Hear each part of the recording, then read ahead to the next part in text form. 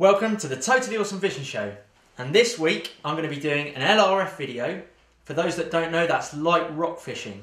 It's a relatively new technique in the UK. Actually, I think it originated in Japan, where they just figured out that a lot of the species that they could catch was right in close, right in front of their face down at the rocks.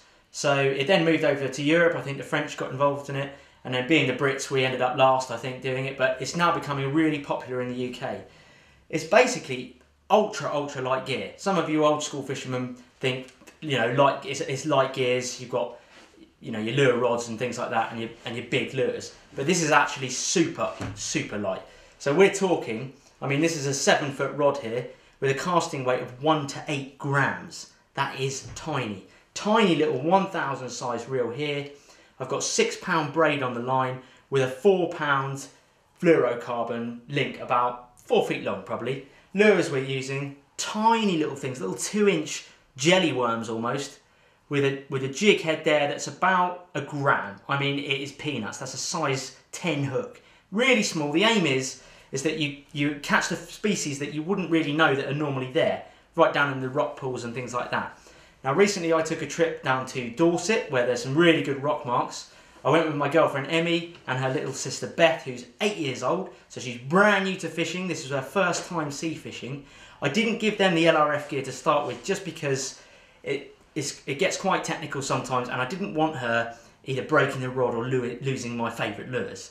So have a look at the video first. You'll see some of the fishing that we do. I do go through some of the techniques, but have a watch of it. We'll come back in here and then we'll go through all the tackle so you guys can get out there and try this awesome bit of fishing. Let's check it out.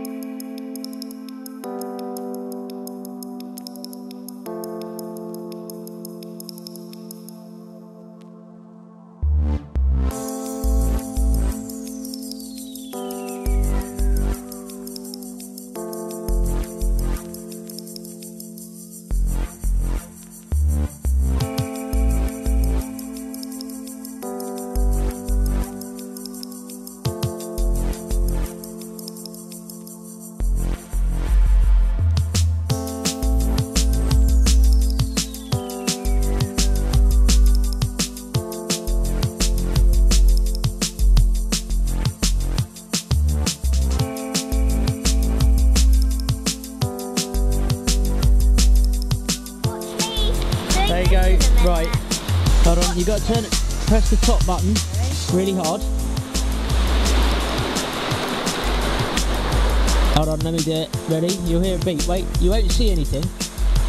There you go, now go and put it underwater. This is Emmy's wrasse. Give it a touch. There are loads of different colours on wrasse. Do you want to hold him? Yeah. Lovely colours. That's it. And then if he kicks, he can splash down in there.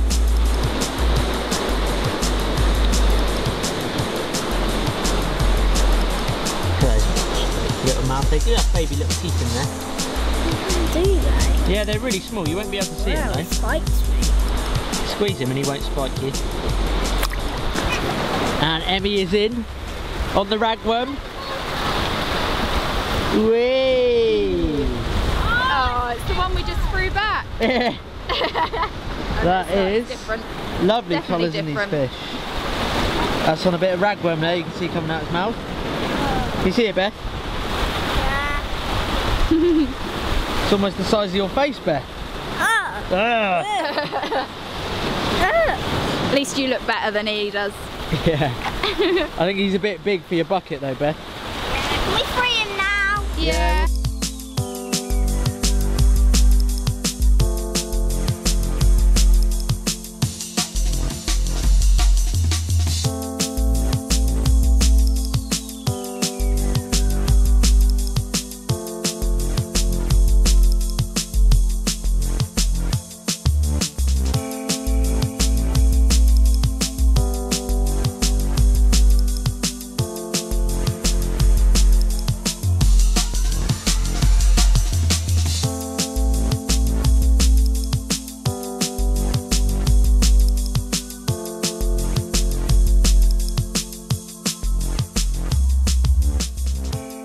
professional stepping up.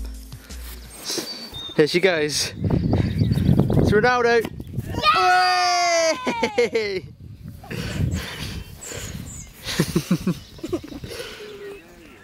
And goalie's left for dead. Oh! Square it. Yeah!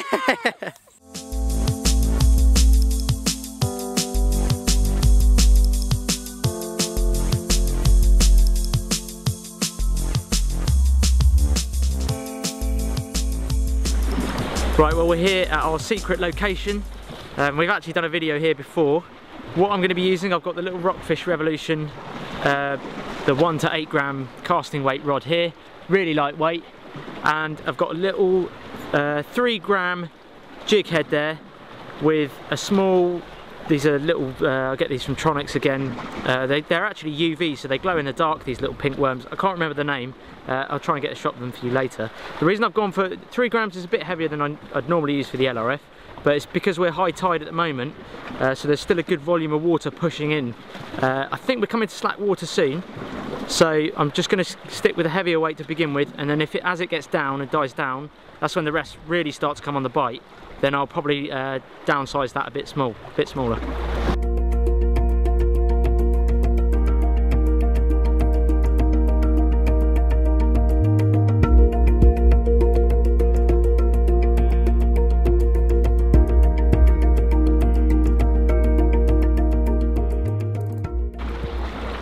Well, I'm in within probably 5 minutes, I'd say, in on the little pink worm.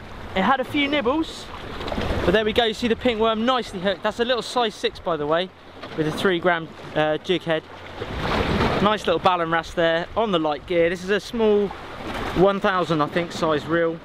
Really good fun though. Great little bend in this rod. Hopefully it's the first of many. Here's Emmy with her first ever rockling. Do you want to hold it up a bit?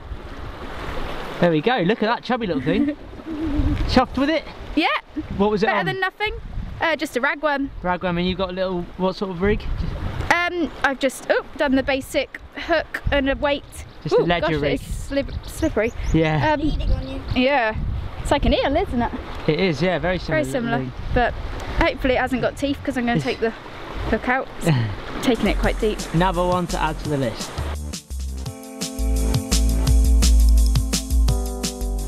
Lift it up. Is that your first wrasse, Beth? Yes. On what did you catch it on? My rod. On your new rod? Yeah. Your little spinning rod. Can you remember what the bait is? Do you remember what it's called? No. It's a worm. Do you remember what type? Ragworm. Ragworm, yeah. Alleged ragworm. Just down here, wasn't it? Yeah. Awesome. You happy with it? Yeah. Beth's second fish of the day. A big old wrasse, this one for you, isn't it, Beth? Yeah. That's it. If you just hold it gently, it will stop twisting round, so you can turn it. Nice colours. Yeah. Oh. Are you enjoying it, Beth? Yeah. Yeah. We just set Beth up with a little ledger rig there. Emmy's done that on the worms, but that's a good size wrasse. Wrasse on the ragworm. Should we get him back? Yeah. Well Can I done. do it? Yeah. Okay. Hang on, okay. Your lens Oh, cap's no. on. Oh, I was going to say I can't see a thing. Oh, this is massive, Beth. Beth, this Hang is on. the size of your bucket. Hang on, it's not zooming right. Why is it there? Oh, Yes. look at this wrasse. Woo! This is a big wrasse. Look at that rod. The bend in this rod is unbelievable. I've got no net. Look at that wrasse on the surface. That is a monster.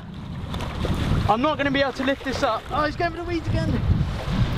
Beth, grab your net. Oh no. Beth, get your net. Get Quick. your net, Beth. Get your net. Just stop there. You'll have to just reel in your line quickly. Oh, look at this fish. Oh my God. Oh my God, I got this on this little rod. Look at this. That's a 4 or 5 pound wrasse, I reckon. That's easily 4.5, 5 pounds. Lovely colours. We're going to use Beth's little net for catching minnows. Beth, pass it here. I'm over here. Right. This may be a massive fail, but sometimes in life you've got to do something a bit stupid. It's worth getting a wet boot for. Look at this. He's gonna go to the weeds. I'm gonna come down. Oh, he's too big. I'm gonna. He's too big for the net. Hold on, Beth. Em, do you want to hold the rod? Beth, if you hold the camera. No, hang on, that's all right. That's all right, Beth. Okay, this is one time chance. No, he's gone. Well, there we go. It snapped off. Unfortunately, the net was too small. It was about 4 times the size of the net. It's a shame, really, but that's fishing. With a bit of luck, I know where he is. He's tucked down there. With a bit of luck, I might be able to get him again and get my little jig back. I've lost my jig.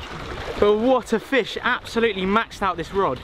But I still felt comfortable with it. Still had a lot of power in the butt section, which is good. But oh, what a fish. Unbelievable. Shame I couldn't get it out. I don't have scales anyway, so I wouldn't have been able to weigh it. I still reckon 4.5, 5 pounds. Hopefully you were able to see it on the camera there.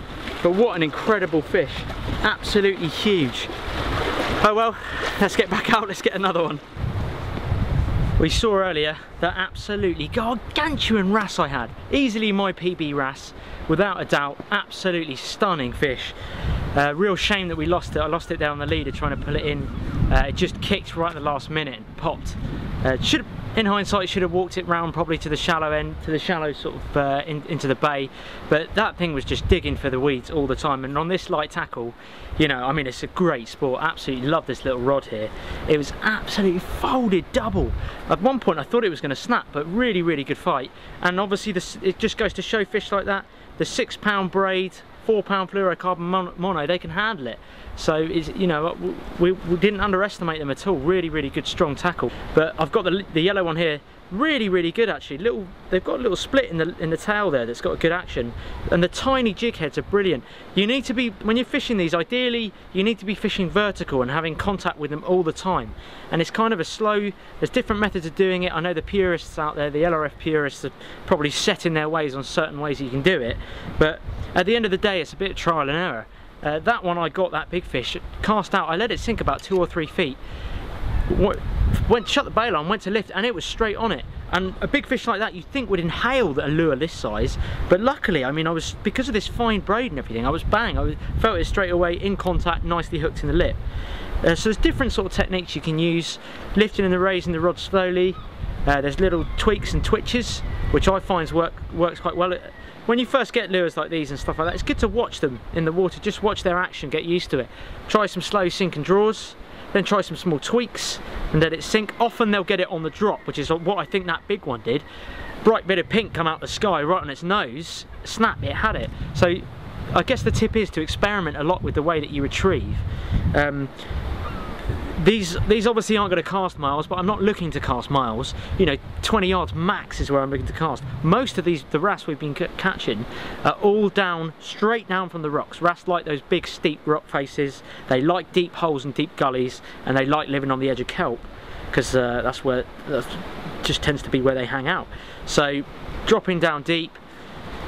Again, another method that's important with LRF is you need to keep in contact with that line as much as possible. So if you drop it down, you're dropping it down with the bail arm. Imagine I'm dropping it down, then I'll shut it, wind a bit, just check that I'm not in the kelp, because I want to make sure I'm not in the kelp, because if I'm too much in the kelp, I'm going to snag. So drop it down, open the bail arm, but I'm keeping my finger there, my tension on all the time. So I'll lower it, then I'll pull it up, lower it, pull it up, and then when I want to go deeper, if I can feel there's no kelp, I'll let go a bit, then I'll pull it up, and often you'll just have to strike here, then it's bang, and you're on.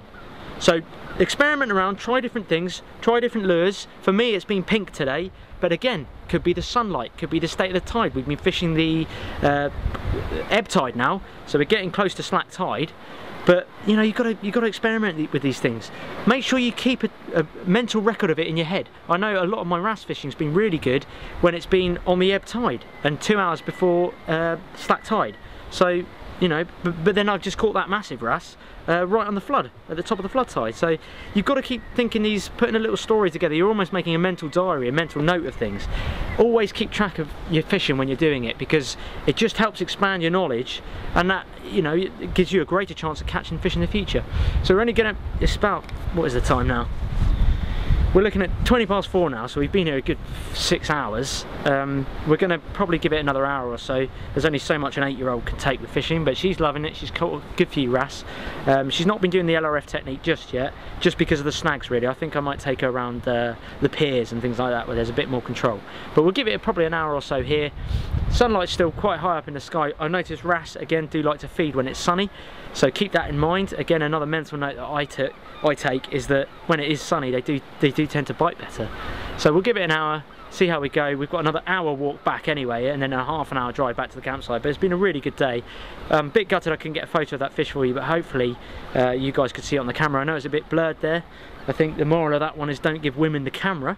Yeah, but you could see the side, and you could see my excitement, which was brilliant. So yeah, let's see what we can get in the next hour, and then we'll move on.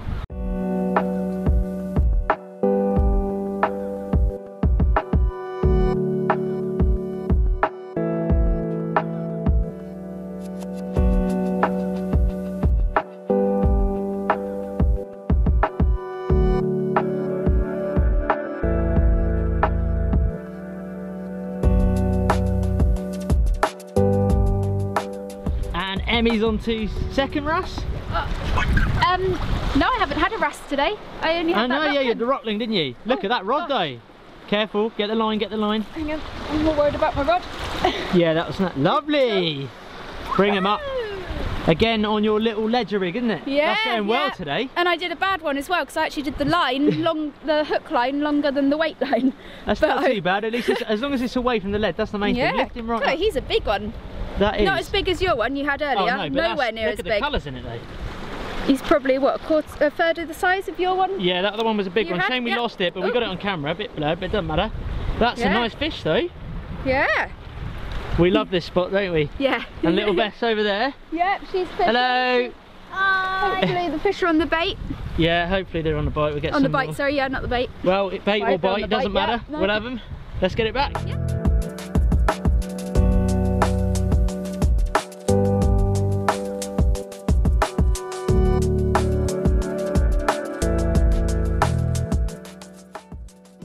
Well, we gave it that extra half hour and we didn't have any luck, unfortunately, but we're pretty tired. We've given it a good effort today. Used up quite a bit of the ragworm, the girls have, and Bess had a few wrasse, haven't you? Some good wrasse. Have you enjoyed it? Yeah. Yeah, you're going to do it again? Yeah. You're going to do some more fishing again? Yeah. Good. Well, we got tomorrow, so actually tonight we're going to get some fish and chips down in Swanage, and I might drop the rod out there and see if we can get anything. But other than that, we've got one more session tomorrow. It's not necessarily going to be rock fishing like we've done it today, but we'll give it a go. We're on a beach. I think we might do a bit of beach fishing, so Beth can enjoy the beach. Yeah! And we'll see if we can get anything there. But yeah, we're really happy with today though. Been good fun, hasn't it? Yeah. Well, we are here in the campsite with our little gilly kettle going. We didn't go fishing in the end down at Swanage. Beth was a bit cold. Well, we were all a bit cold actually. We had a bit of fish and chips. We're going to go tomorrow. Let's just show you base camp. As you can see, doing lots of work down here. Focus a bit. Very busy. We've got our little gilly kettle here. These are great little things, these. Although I need to get it going a bit more. But yeah, basically you put your stuff in there, your twigs and bits like that. Oh, let's get that out of the way. You put your twigs and bit in there, and then your kettle, your water stuff comes on the outside, goes around the outside there, and it whistles out. So what we use it for is hot water bottles, don't we? Yeah. Gets our hot water bottles ready, and it's free. Just a bit of old dry wood and stuff like that helps, and pine cones. So I'm going to have a beer or two, and we're going to go to bed and go fishing tomorrow. Oh, there's the enthusiasm. Cold.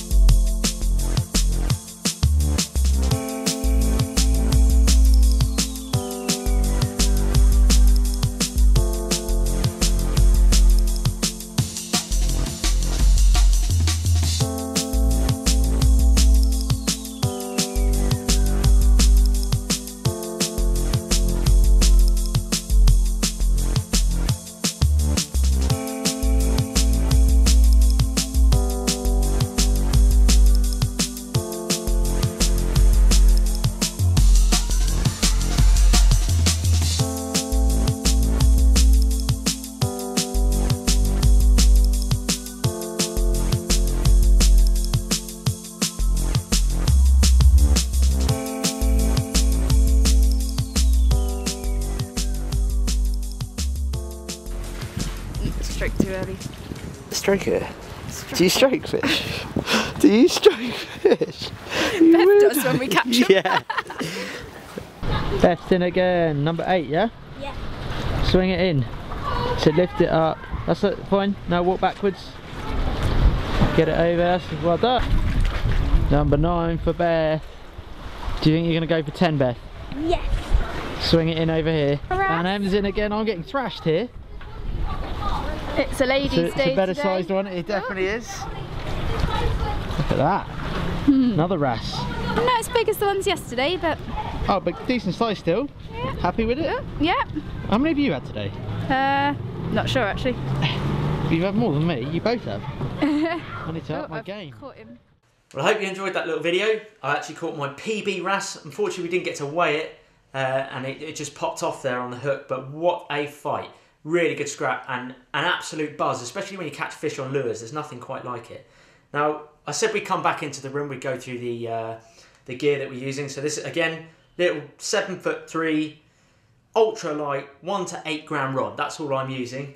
And it's got quite a... They vary in range from the sensitivity of their tip. This one's got a really sensitive tip, but it's still got a bit of power in it.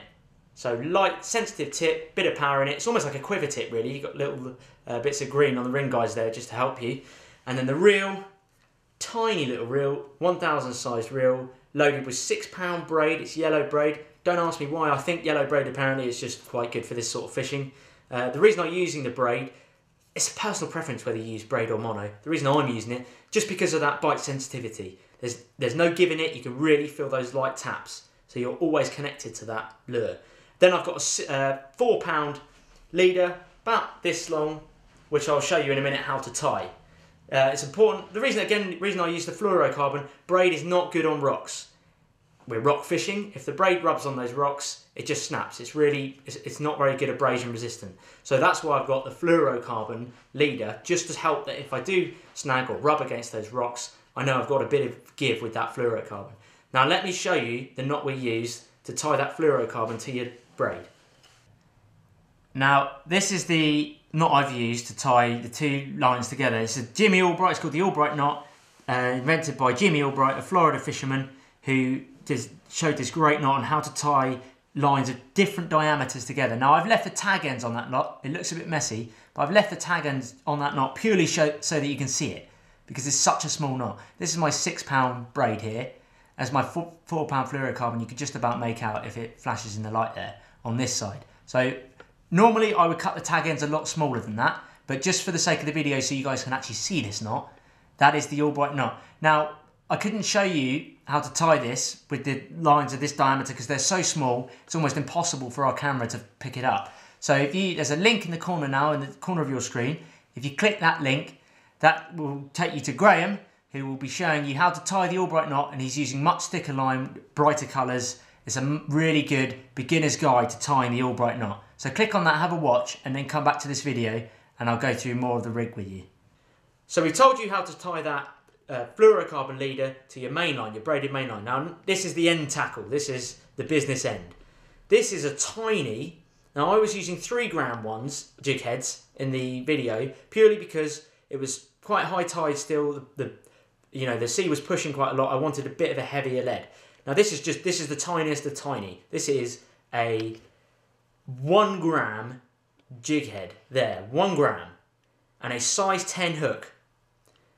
Now the worms I was telling you about, which I forgot the name of, I now know the name of, they are called the night worms. These are called night worms. They're by their HTO. They've got that nice split in the tail there, which gives them the flutter.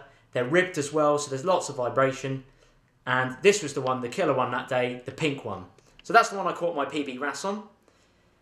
That's as light as I would go. I probably wouldn't go any smaller than that, purely because I find it hard to see it, to be honest. But the knot I tied from there to there is just a little blood knot.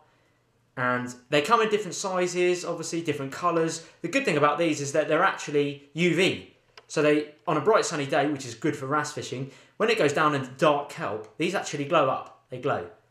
So I think that's pretty cool. Different ways of retrieving them. Like I said, a lot of the stuff I was doing was vertical fishing. So I would let it go up, tweak a bit, and then just flutter it down on its own weight. Now you can change the way it flutters down, because you can put a heavier jig head on, it will flutter down faster. I was using the 3 gram jig head, so it probably went down a bit quicker. Again, this isn't really for casting out and miles and retrieving back in, but you can do it. I've caught fish like that as well. Just cast out, slow retrieve. But there's my end tackle. The other thing, which again, LRF purists may not agree with, but they say that LRF tends to it has to be lures, it's got to be a lure. I personally, this is my personal opinion, there's no written law about it, I don't personally think it has to be lures. Especially for beginners who've never lure fished before, it can be quite an art, there is a knack to it. So, as you can see in the video, Beth and Emmy, they were using just ragworm on bait. So I ended up switching over to a small size 6 hook like that, tiny hook, small bit of ragworm. I still had the light rod, I still had 6 pound fluorocarbon, I still had 4 pound fluorocarbon leader. The only thing that changed was this, and then a small ball lead, just as a kind of running ledger. And look, I still caught fish. At the end of the day, ask yourself, do you or do you not want to catch fish? Try different methods. Try using bait. Try using lures. Again, it can depend on conditions. It could be the tide, it could be the sunlight, you know, it could be the wind almost. It really doesn't matter, but give it a go. I would say for real beginners, have a go on bait first, on ragworm. That way you can leave your bait there and you can feel the vibrating nibbles. You can feel the bite, you get a feel for the bite. With lure fishing, it's either on or it's not. It's a bang, it's a big pull, or it's not. And again, lure fishing, you've got to experiment. Do you do a slow retrieve? Do you do a fast retrieve? LRF, there's loads, like I said in the video, a lot of it's fished with your bail arm open.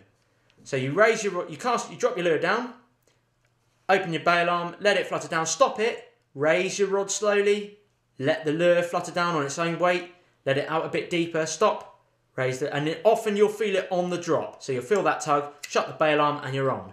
Remember with this 6 pound braid, you're pretty much directly onto the fish, you'll feel that bite straight away. But give it a go. Obviously when we were on the pier, I did try the lures for a bit, the pink lures, but it was bait that worked for us that day. The girls actually absolutely slayed me on that day on the pier. But once I put the bait on, it's just good fun. At the end of the day, if you're catching fish, you're enjoying yourself. So hopefully that video has given you a bit of an insight into the sort of gear and things that you would use for LRF. Have a go with lures, have a go with bait, change your rods, change your reels, just give it a go. Get out there and get fishing. Now here's a totally awesome tip. Being an all-round fisherman, I do a bit of carp fishing, a bit of float fishing.